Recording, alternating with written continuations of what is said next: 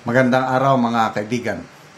Bigyan natin ng opinion, reaction ngayon itong Facebook reel posted by Dayan Antela. Tungkol ito sa recorded voice recording ng allegedly troll, humihingi ng budget. Ang caption ganito, "Kayo na humusga." Hala, Auntie Claire, ikaw ba yan? Pakinggan yung mabuti yung boses, nagkakatraidoran na kayong mga trolls. Nagkakabistuhan na mga bayaran trolls. Okay? So, madaling gumawa ng mga voice recording, kaya wag tayong basta-basta maniwala.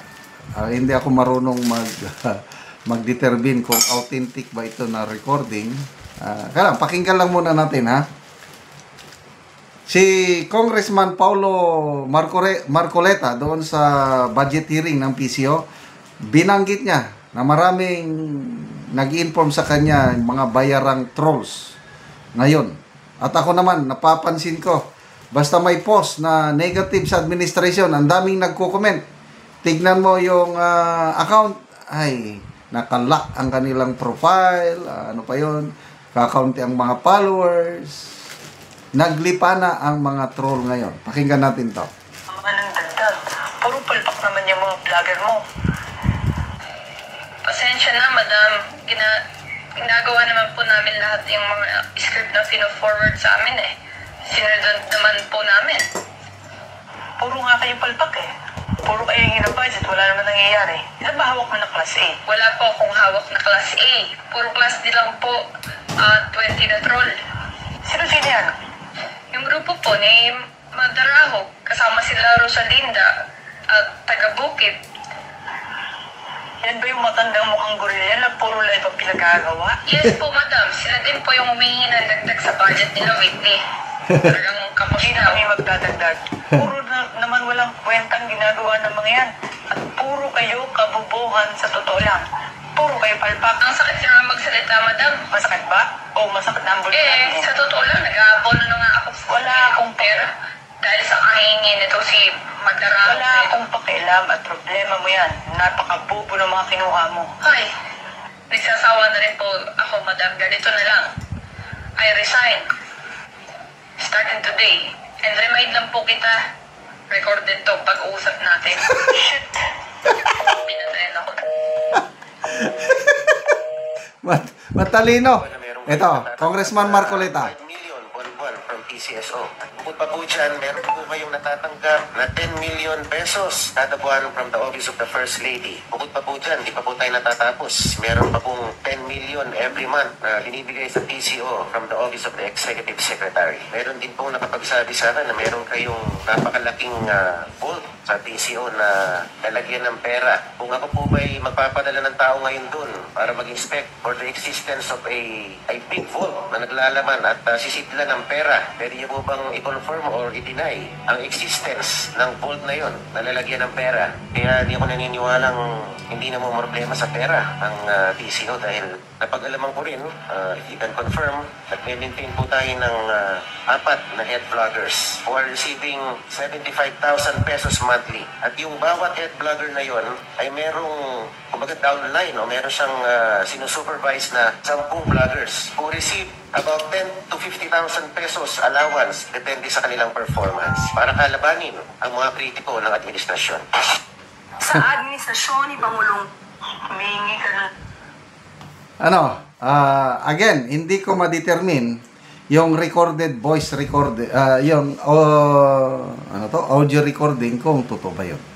But one thing I can say, ang Pangulo mismo, recorded ito, speech niya, I think hindi pa siya nanalo noon, kampanyahan pa nung 2022 na election. Inamin niya na dahil wala siyang access sa mainstream media, nag-create siya ng troll farm. May binanggit pa nga siyang tao na leader ng kanyang troll army.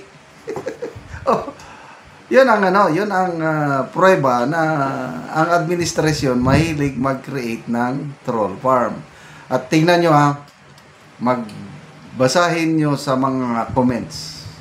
Klarong-klaro. yung post, negative. Ang dating, binabati ko sa administrasyon. May mga nagko-comment dyan. Dinedepensahan si Pangulo, sino pa man dyan. Iganon mo yung kanilang profile picture. Nako, kakaunti ang kanilang follower o kaya nakalak ang kanilang mga profile. So, yan po, taxpayers money.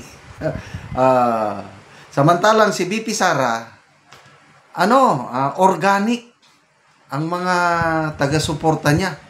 Hindi mo na kailangan magbayad sa mga DDS. Kagaya ko, I consider myself a DDS vlogger. Hindi ako tumatanggap whatsoever. Voluntary itong ginagawa ko. Hindi ko pa nga nakita ng personal yung any of the Dutertes. Mula kay Tatay Digong, BP, mga kapatid niya, Mayor Baste, wala. Hindi ko nakita. Ang nakita ko lang kay Tatay Digong, ang kanyang standee. Nung nagbisita kami sa Davao, nagpalitrato kami sa hotel na tinulugan namin, may standee, palitrato doon. Very proud kami nakapalitrato sa ating Tatay Digong. Ganun po ang kaibahan. Organic ang mga nagmamahal sa mga Duterte. Dito naman sa Marcos, yes, may mangilan-ilan din na mga loyalist. Kailang itong sa social media, mga vloggers o mga ay makikitang-kita mo yung effort nila na i-prop up ang image ng administrasyong ito. Lalo na yung mga naglalabasan ngayon, sunod-sunod ng mga research o survey, Okta, para pang kasi sunod-sunod itong mga survey ng mga credible na survey groups. SWS, Publicus Asia, Pulse Asia, yan, mga credible ito bumubulusok ang rating ng Marcos Jr. Ang kanilang style naman, Okta Research, pinapalabas nila na maraming naniniwala sa Pangulo. Kailang wala na.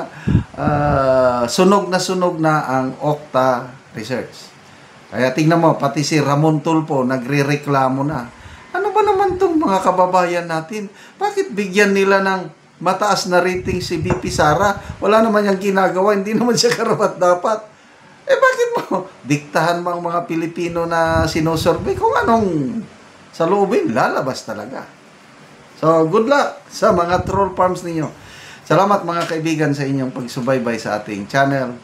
Nakakatulong kayo ng malaki sa tribong Talandig ng Bukidnon dahil ang income natin sa channel na ito is pantulong po sa tribo. Namimigay tayo ng mga libreng yero at pako sa kanila para makapagpatay naman ang tribo ng mas maayos na tirahan. Panoorin nyo ang video na ito. Muna ni ang mataga yero.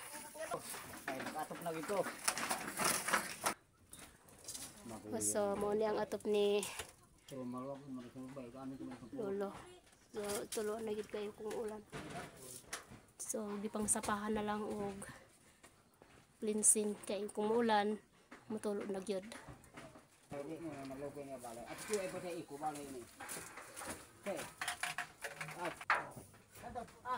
So, karon pila na ni katuig ang inyong balay? 16 So, 16 na katuig ang balay sa imong papa ni? Oo. So, 16 na usa dayon ani na day siya. Tungod sa among kalisod ay pagidi na inisdan. Sa ginugatan sa video. Okay. So, 16 na years na usa na ani na day ang atop.